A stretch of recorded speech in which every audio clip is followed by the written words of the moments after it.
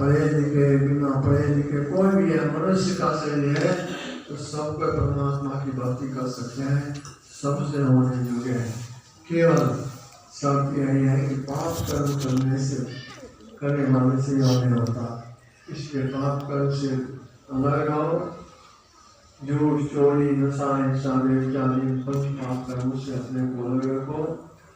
संसार में हो तो इस काम को करना ही पड़ता है, तो अच्छी कमाई के द्वारा अपना धर्म पोषण करो।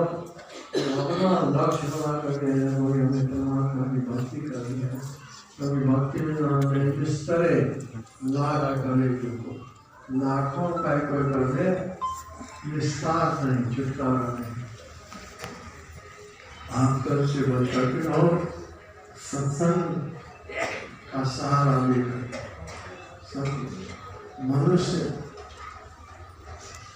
संसार में आने पर भूल जाता है, सत्संग में जब आते हैं संतों की वाणी सुनते हैं तो उनको चेत होता है जैसे कोई आदमी सोया हुआ है।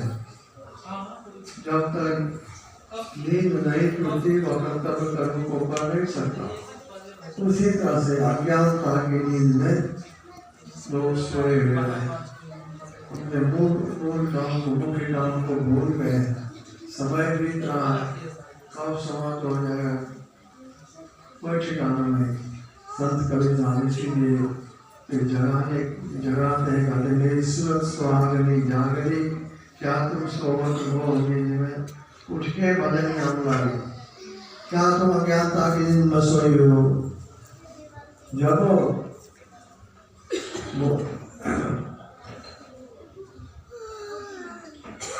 मेरी सूरत सुहागनी जागरी, क्या तुम सोवत हो में उठ के बदन आम लागे।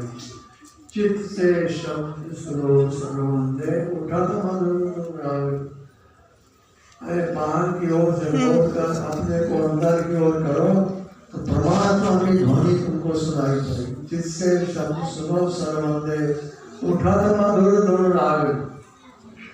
लेकिन पहले वैसे नहीं सुना जा सकता, तो उसके पहले बहु कर जोर शीश चरण दे भक्तिया चरण कर कहते किरण को दोनों हाथों की किरण तो भैरी हुई किरण है, इसको जोड़ने की युक्ति जानो।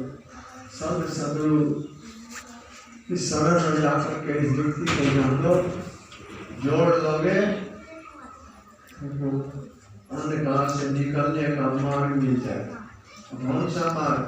बिंदु राह से निकल मार्ग हम मंडल करता हूँ। बहुत सूक्ष्म मार्ग है इस अंधेरी कोठी से निकलने के लिए, तो मार्ग तुम्हें मिल जाएगा।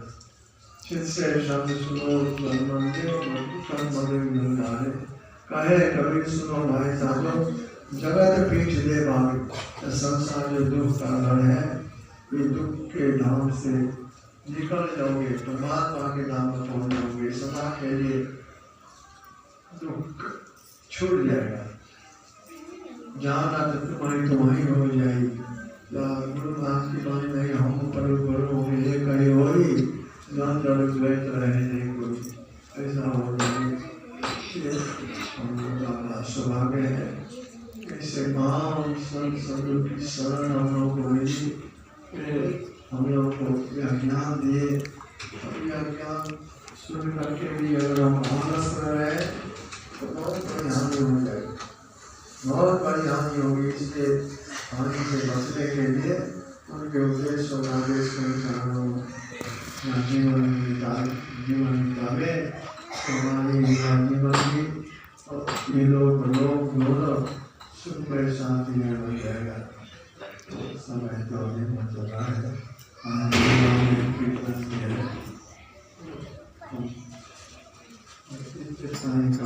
करना चाहते हैं। आप सभी लोगों के लिए मेरी मंगल कामना है। आप लोग अपने घर से आए, सब बढ़ाए, से प्राप्त है। आप सभी लोगों पर उनके आप सभी लोगों को अपनी बात समाप्त करता हूँ।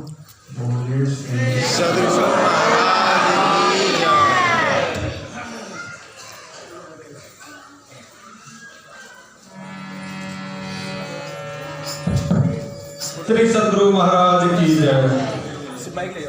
एक सूचना है, उनके बाद अभी गुरु कीर्तन होगा। श्री सद्गुरु महाराज की जय। आप लोगों को पहले भी सूचना दिए हैं, 15 मार्च आप लोग याद रखेंगे। 15 मार्च को हम लोग इसी आश्रम में बाबा देवी साहब की जयंती मनाएंगे।